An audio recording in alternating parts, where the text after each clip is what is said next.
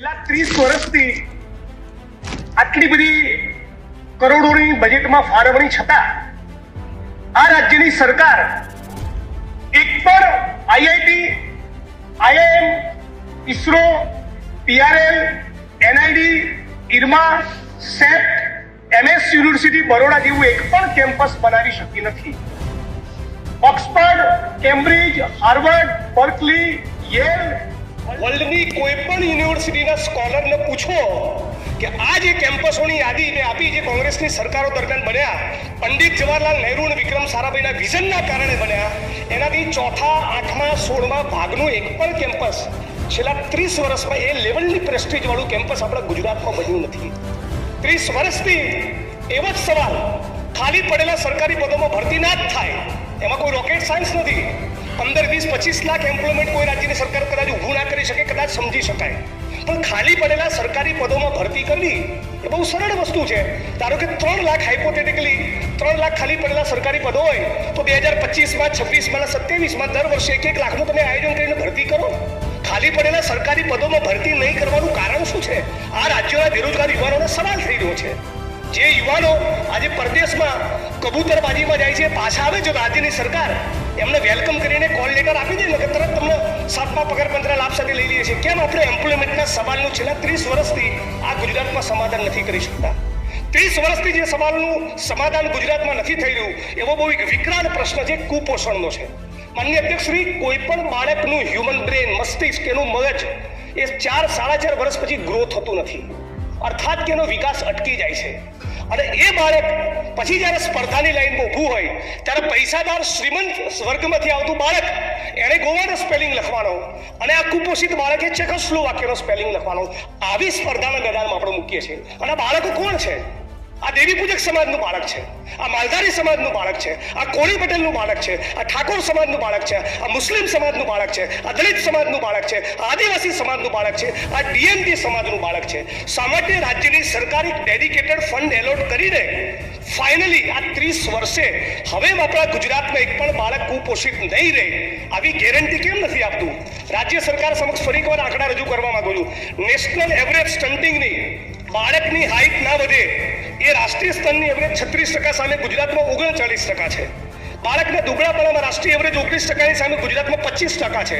Underweight 32% દેશમાં, ગુજરાતમાં 100માંથી 40. એટલે નરેન્દ્રભાઈ જ્યારે ગુજરાતના મુખ્યમંત્રી હતા ત્યારે 100માંથી 40 બાળકો ગુજરાતમાં કુપોષિત.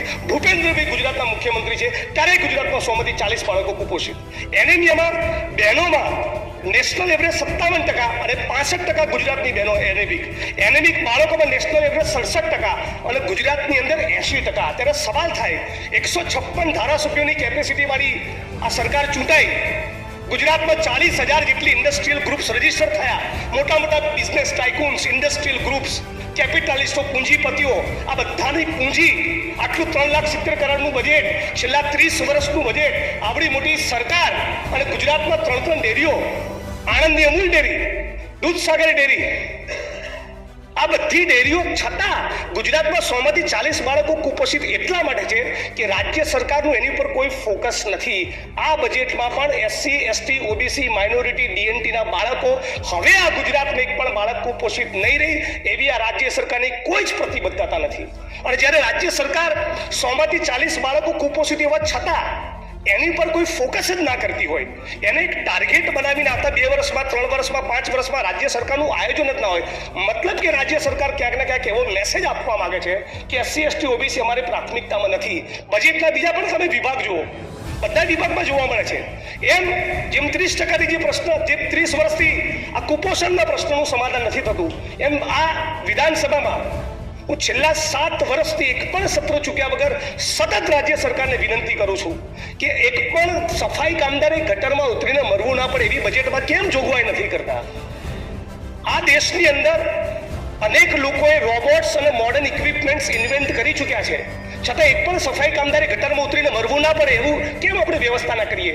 ગટરની અંદર જ્યારે કોઈ સફાઈ કામદાર ઉતરતો હોય, આટલું પાણી હોય, માનનીય અધ્યક્ષશ્રી, કાદવ હોય, કીચડ હોય, આખા શહેરનું, આખા ગામનું મેલું હોય, વંદા કોક્રોચીસ એની દિવાલની ફરતે પડતા હોય, ઝેરી ગેસ હોય, અને એમાં ગુંગળાઈને મરવા માટે રાજ્યના નાગરિકોને આપણે કેમ છોડી દઈએ છીએ? 35-40 લાખ રૂપિયામાં કેરળના જે એન્જિનિયર્સે રોબોટ ઇન્વેન્ટ કર્યો છે. કેમ રાજ્યની સરકાર રોબોટ વસાવે નહીં? એટલે નરેન્દ્રભાઈની સરકારથી લઈને ભૂપેન્દ્રભાઈની સરકાર વચ્ચેની યાત્રા દરમિયાન જે 30 વર્ષોથી આ પ્રશ્નોનું સમાધાન નથી થતું એ રાજ્યની સરકાર કરવા માંગતી હોય એવું આ બજેટમાંથી કશું જ જોવા નથી મળતું. એ જ પ્રમાણેની પરિસ્થિતિ આરોગ્યની. દરેક પ્રશ્નોત્તરી કાળમાં દરેક વર્ષમાં એ કબૂલાત થાય કે આટલા પીએસસી અને સીએસસીમાં ડોક્ટરોની કમી છે.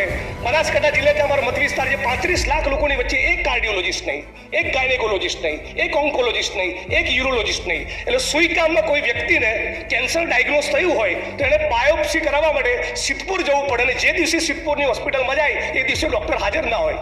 ત્યાંથી આગળ મહેસાણા જાઓ તો પેટ સ્કેન ના મળે, એમઆરઆઈનું મશીન ના મળે, સીટી સ્કેનનું મશીન ના મળે. એટલે નળાબેટના કોઈ કેન્સરના પીડિતે છે કે અમદાવાદ સિવિલ હોસ્પિટલ સુધી લાંબા થવાનું 150-200 કિલોમીટર. ત્યાં જાય ત્યારે ખબર પડે કે એનો લાઈનમાં લાંબો વારો 3.5 મહિના પછી આવવાનો છે. તો શું રાજ્યની સરકાર એવી ગેરંટી આપવા માંગે છે કે આપણા દરેક પીએસસી સીએસસીમાં જેટલા પણ મેડિકલ સ્ટાફ અને જેટલા પણ મેડિકલ ફેસિલિટીની જરૂર છે એ તમામ સવલતો કોઈ પણ સંજોગોમાં રાજ્યની સરકાર આવતા 1 વર્ષમાં 2 વર્ષમાં પૂરી કરશે? 2027ની વિધાનસભાનું ચૂંટણીનું ફોર્મ ભરાય ત્યાં સુધી એક પણ ગુજરાતનું બાળક કુપોષિત નહીં હોય. રાજ્યની સરકાર એવી ગેરંટી કમિટમેન્ટ આપે છે? એક પણ સફાઈ કામદારે ગટરમાં ઉતરીને મરવું નહીં પડે એવી કોઈ પ્રતિબદ્ધ રાજ્યની સરકાર છે? એક પણ પીએસસી સીએસસીની અંદર મેડિકલ ફેસિલિટીઝ ને medical staff Indian public health સ્ટાન્ડર્ડના નોર્મ્સ પ્રમાણેના બાકી નહીં રહે એવું રાજ્ય સરકાર સુનિશ્ચિત કરવા માંગે છે? રાજ્ય સરકાર સુનિશ્ચિત કરવા માંગે છે બજેટની અંદર કે એક પણ વિદ્યાર્થીએ હવે મેક્સિકોની બોર્ડર પર જવું નહીં પડે?